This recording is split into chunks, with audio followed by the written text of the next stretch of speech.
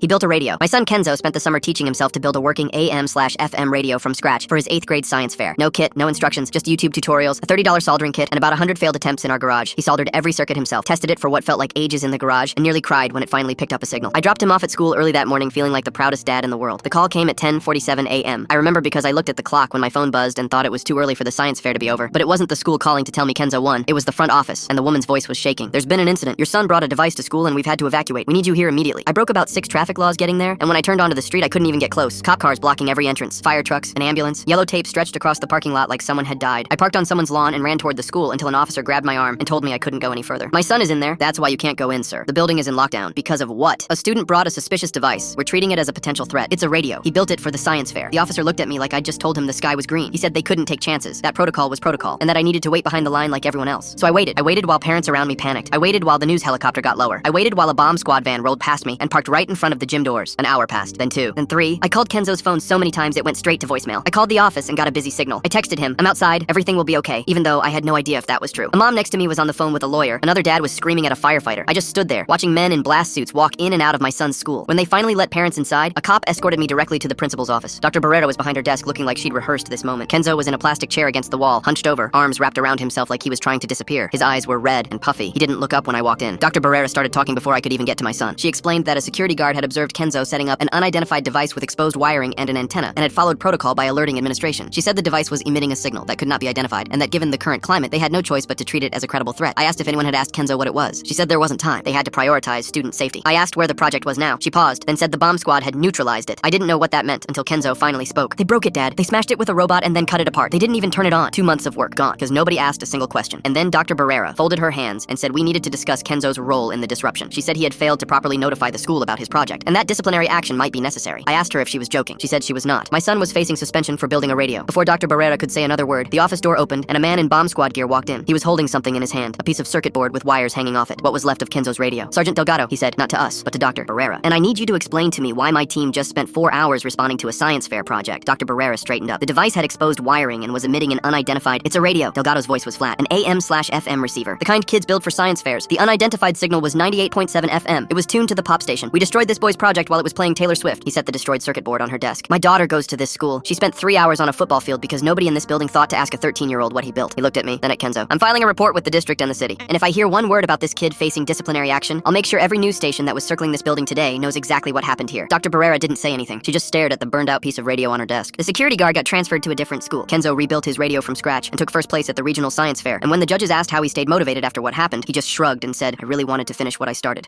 My son's science project triggered a Ask for